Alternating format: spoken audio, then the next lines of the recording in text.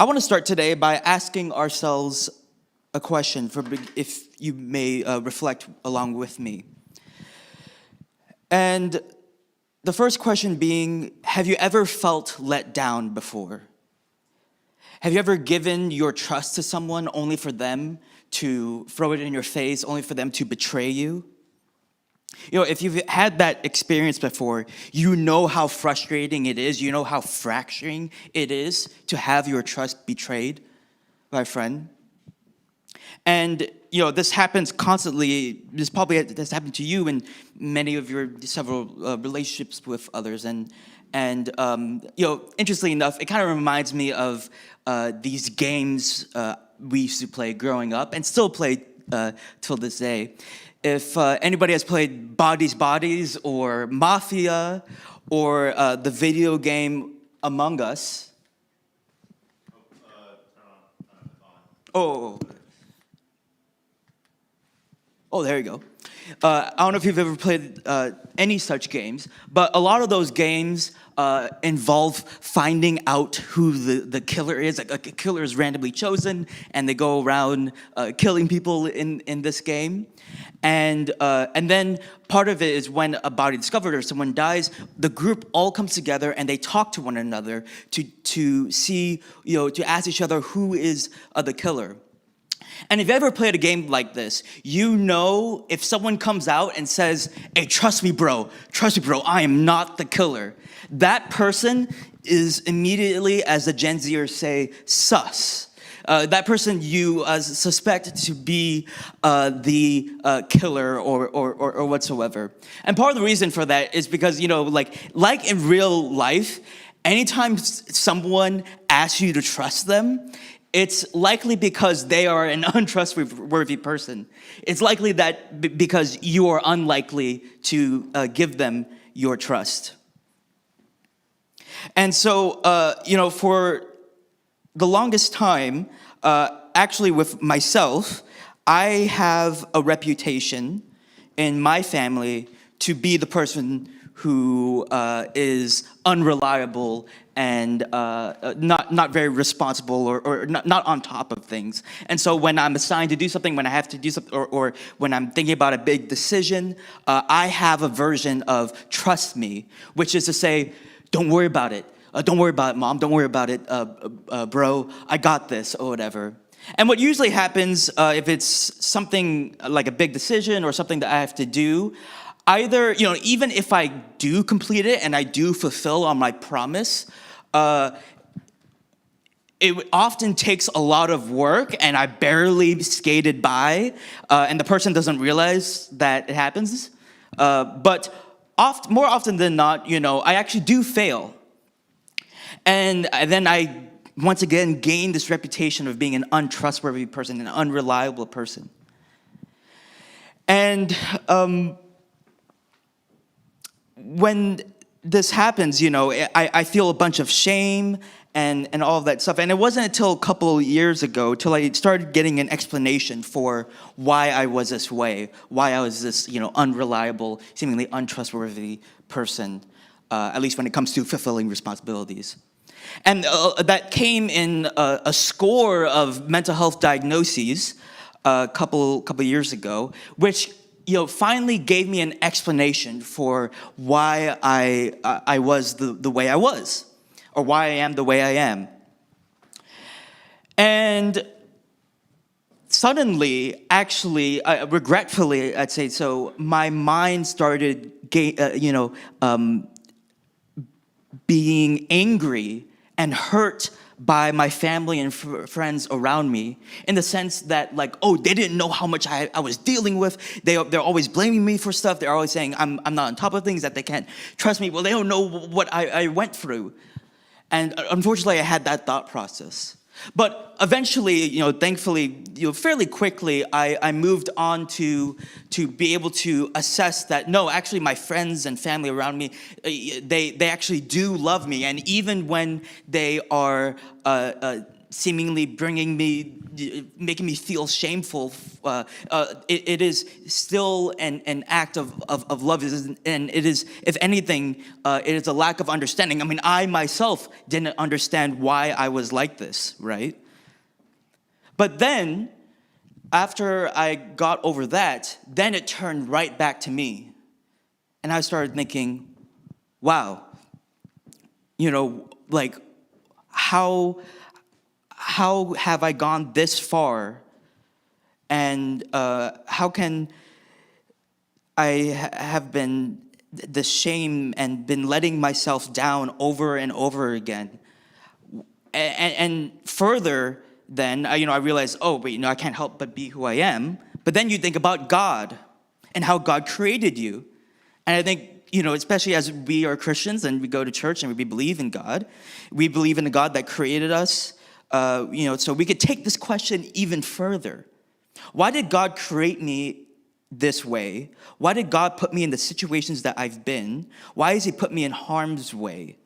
And so I don't know about you, but sometimes when I go to a place like church, a place where you're supposed to be worshiping God and hearing about him and having our love warmed for God, oftentimes, we sing a song like this.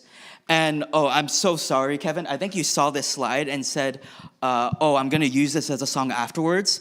This, I'm about to seemingly trash the song. I'm not trashing this song at all. The song is, I'm not contesting the truthfulness at all of the song. The song is true. But what I'm saying is that sometimes you go to church and you read these words, trust and obey, for there's no other way to be happy in Jesus but to trust and obey. And you can't help but feel angry.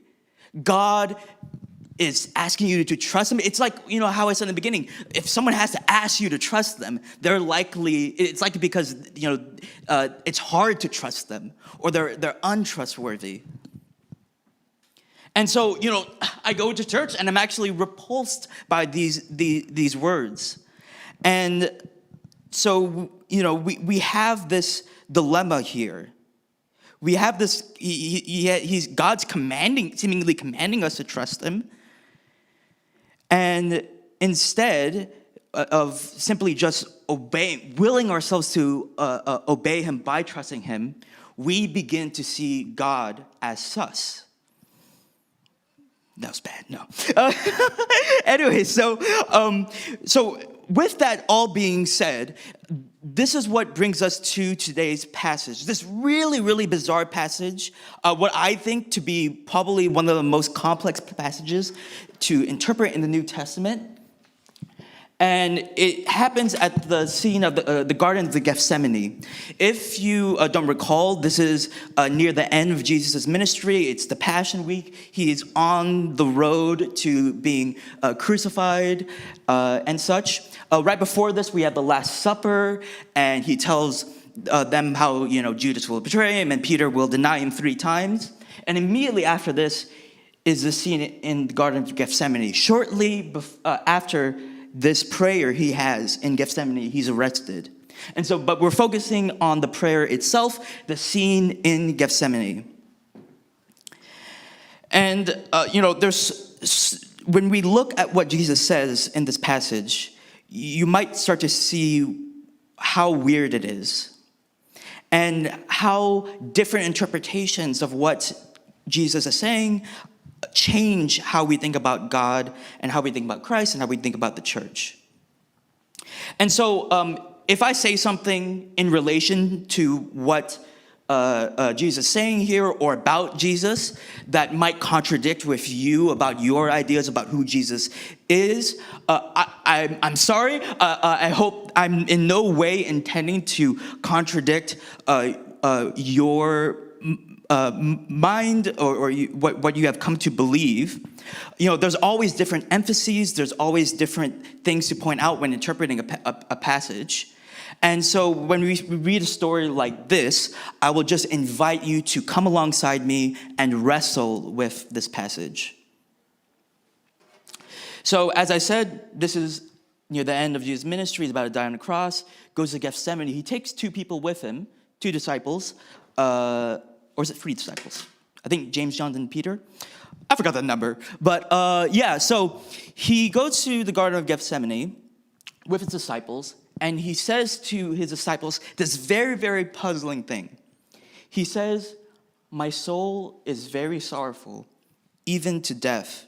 Remain here and watch me with me." Why is this puzzling? I mean, it's puzzling because we know that Jesus is on this mission to save us. He's resolute. He's the God-man. He's resolute in saving us, and yet he feels sorry. So on the surface level, we could come to several interpretations of this. We could first say, he's saying sorry because he's afraid of having to go through this physical pain of death and dying on a cross, because it's extremely painful, and he's not looking forward to that. Or we can say that maybe he's just saying this in order to open himself up to the disciples, for his disciples to see how vulnerable he is, at this moment, or how vulnerable a human would be in this moment.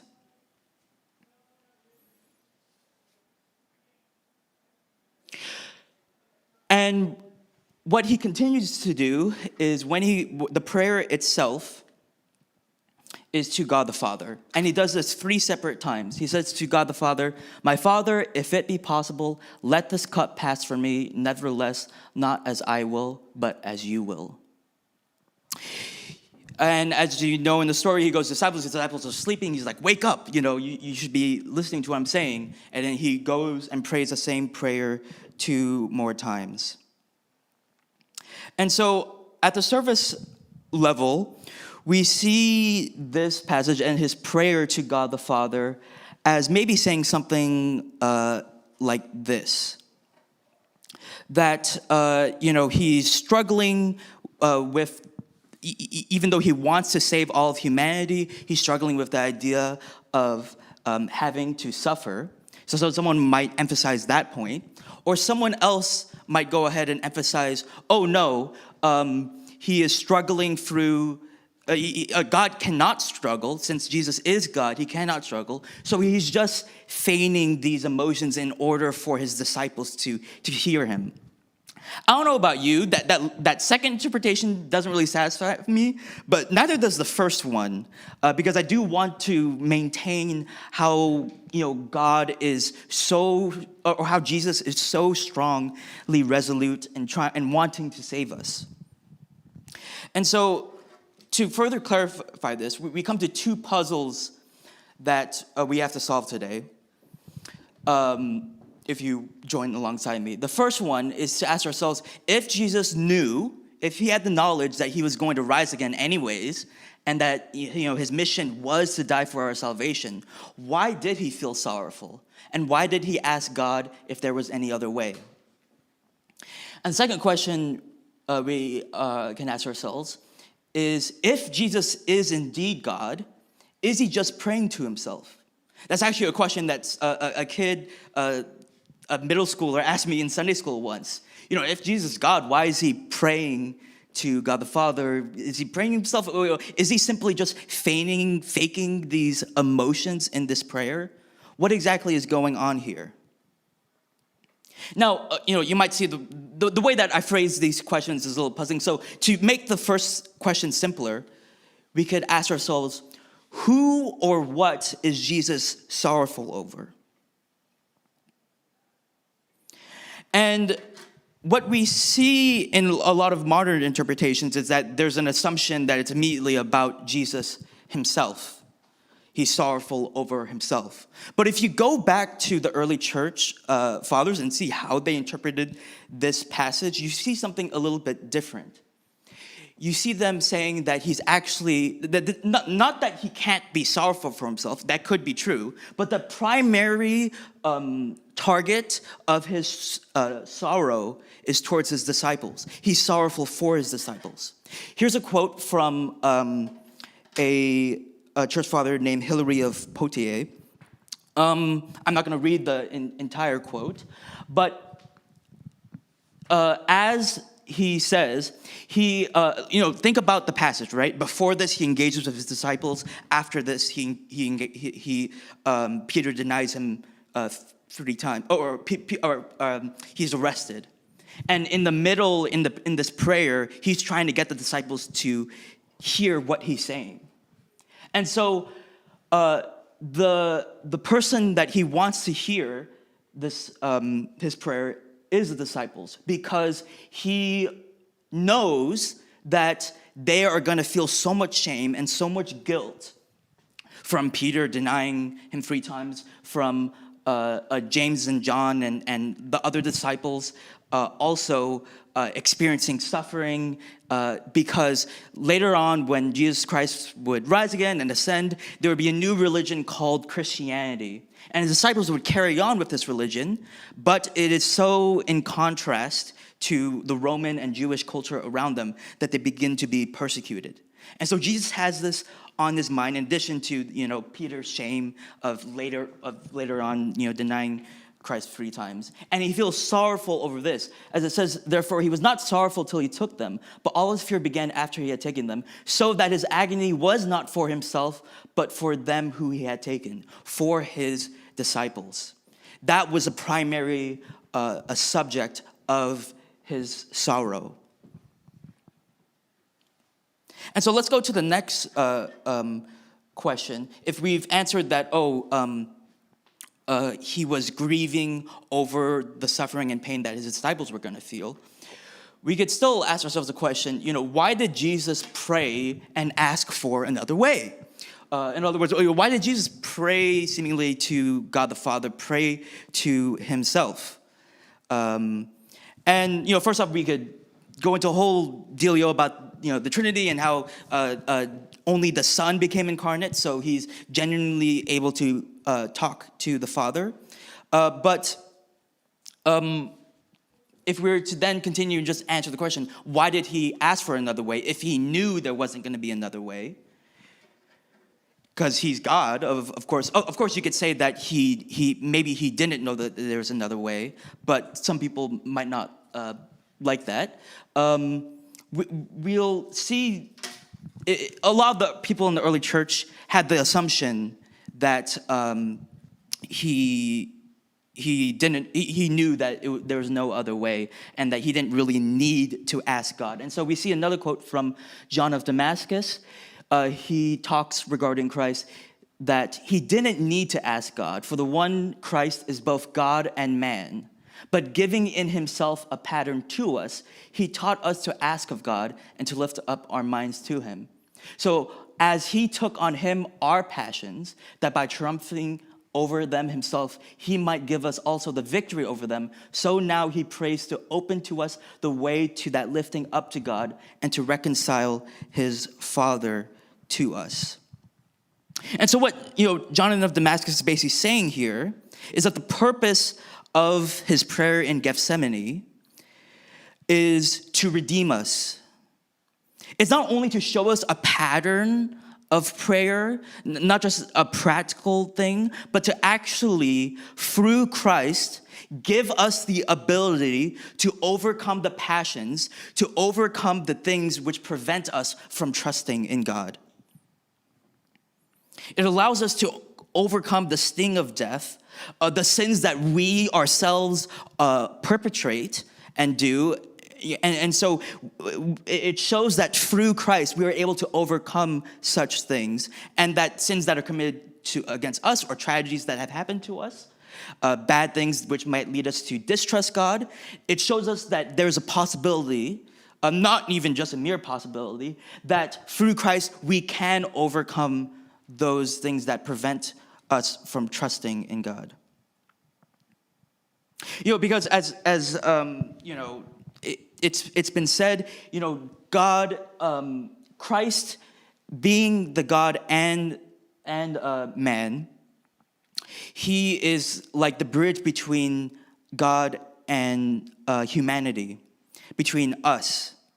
And so we can say that he genuinely has these emotions. He's not faking these emotions. But the emotions might not be quite what we thought they were. They're not quite him trying to get out of his mission. But his emotions are primarily centered around this weird thing, which might sound weird at first, that he loved us too much. Because remember, what did I say was the subject of his sorrowfulness? He was sorry that because he goes through this crucifixion, that his future followers will have to be persecuted. He's sorry that they will feel shame for having not been alongside him by seemingly disappointing him.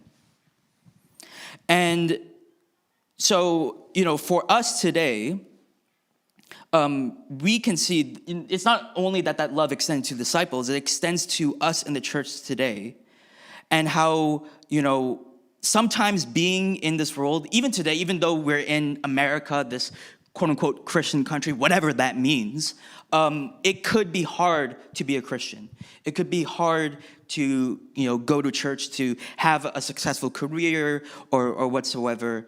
It could be hard to even date as well if you are a Christian.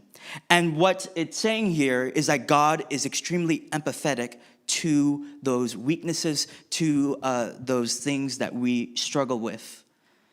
And he's empathetic to our struggle to trust God himself. He's empathetic to our inability sometimes to trust God. And so, this brings us back to our discussion that we started with, our topic that we started with regarding trust. And let's ask ourselves, what does this tell us about trust? What is this story, this odd story about Jesus praying to the Father? What does that tell us about trust? And it tells us, first, that trust in its truest form opens itself to being disappointed or let down. Now, what do I mean by this? Now, this might seem out of the blue, but, if you've ever asked this question, like we've asked before, that we were asking ourselves in the beginning, why should we trust God? Or do we actually trust God? One thing we can do is ask the reverse of that, which is to say, does God trust us? That seems like a weird thing to ask ourselves, but just think about it a little bit in the sense of this.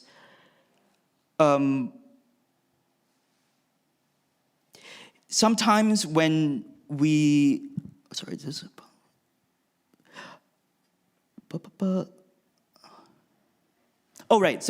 can think about the various ways that God entrusts us. He entrusts us by creating us, by giving us our human bodies, right? Allowing us in some ways to choose whether to follow him or not.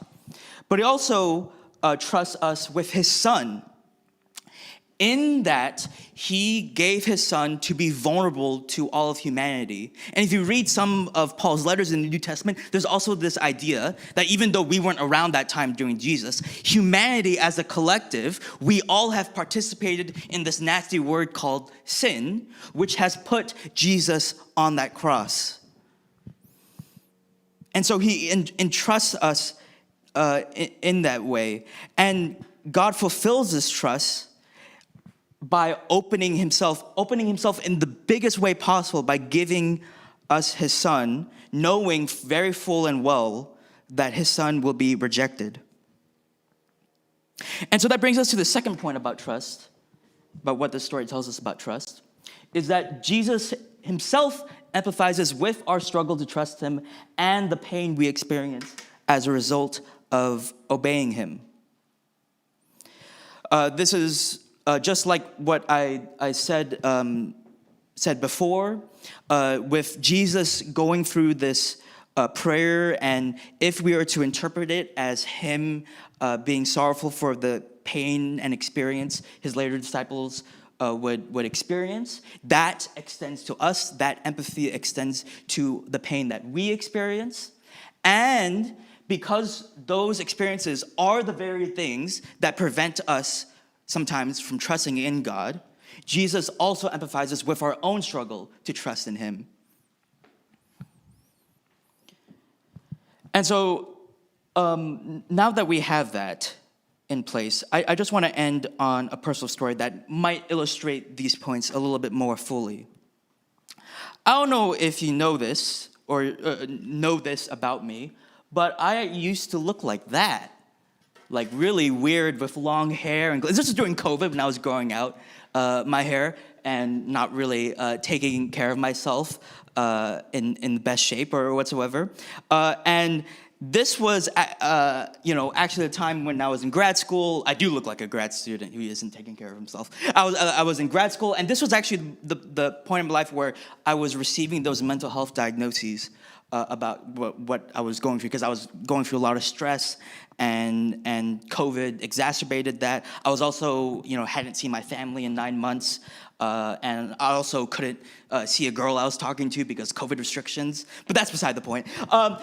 What happened one day in March of 2021, I believe, if I remember correctly, is that the combination of all this stress of, of grad school, of my mental health issues, of my relational issues, it led to this breaking point to where I was sort of in a manic, crazy state. I don't know if you're familiar with the picture here on the right, but I was basically like that. I was making connections between different things that didn't make any sense to anyone else except myself. I was not sleeping, I was not eating, and I was just, truly in a manic state. If you experienced me, you would have thought that I should have been in a psych ward or something like that, or institutionalized.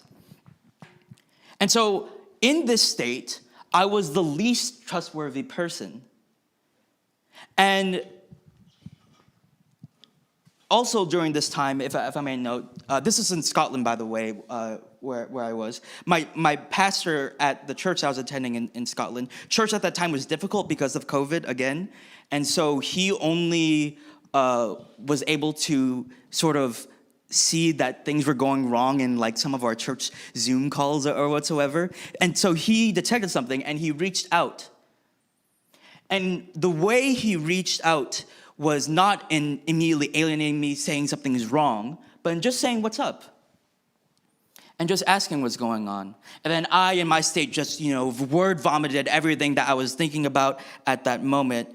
And instead of him treating me like I was crazy, he treated me like a normal person and just asked more questions and said, why don't you come over to my place tomorrow? And so I went over to his place and we continued talking, and very quickly he knew something was wrong. But all he said was, hey V, why don't you want to stay with me for a couple of days and we could talk more about this stuff? And I think at that point, I subconsciously knew that something was wrong and I needed help, but he didn't directly say that to me. I just knew that because I was in that state for long enough, and so I was surprised. I was like, whoa, he's I'm not myself, but he's letting me stay at his place with his family, with his wife and his 1-year-old daughter as well, and. I knew I was totally off the rails and, making all these different, connections, but he was still taking me seriously. He trusted me even though I had no reason to be trusted. And when it came time for me to go back home after a few days, he, still kept that line open. And I can't tell you how thankful I am for that. Because I very much could have, gone off the deep end, probably maybe ended up in a psychiatric ward or something along the lines of that, which would have been not great for me. But I can't tell you, how thankful I am for how he managed the situation and how he was able to trust me during that moment where I was my worst self. You see, God entrusts us even when we have sinned against him, even when we are our worst selves.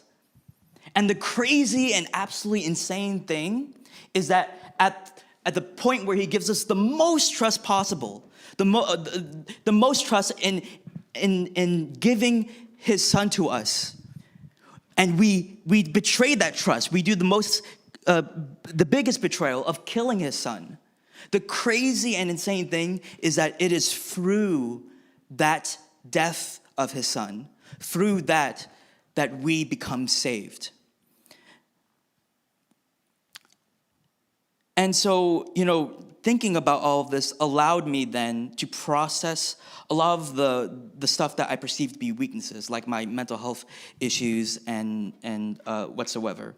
And it reminded me of a passage like in 2 Corinthians 12, 9 and 10. This is Paul talking about some sort of affliction. Some people think maybe he was blind, maybe he was struggling with stomach issues, or like he was facing a spiritual battle. But he says this regarding his affliction. He said to me, this is Christ appearing to Paul in a vision of his. Christ says to Paul, "My grace is sufficient for you, for my power is made perfect in weakness." And Paul says, "Therefore, I will boast all the more gladly of my weaknesses, so that the power of Christ may rest upon me. For the sake of Christ, then, I am content with weaknesses, insults, hardships, persecutions, and calamities. For when I am weak, then I am strong." And so this radically reorients my mind when it comes to all the deficiencies that I see in myself, all the deficiencies that I may look at a song like Trust and Obey and blame them on God. It then turns those very things into positives, into strengths, into actual things that God has done for me for my own benefit. Not that there's no genuine struggle. There is a genuine struggle, and God empathizes with that struggle. But it's also that these weaknesses, these things that we perceive to be negative about ourselves, that we blame on God for creating us in this way, those become positives. And so, as we come to a close, a lot of the stuff I said, may have gone over your head. This is a very, very difficult passage, and you might even disagree with me on how I interpret it. If I happen to contradict any of your thoughts, I'm sure there's some explanation. But what I want to end with is, again, reflecting on our own weaknesses, right?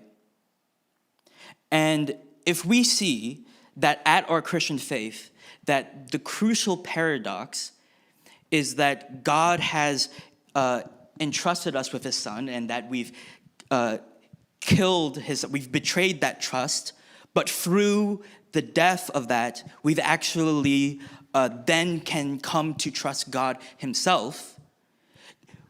God has opened, we see that God himself has always and always over and over again opened his own trust to us.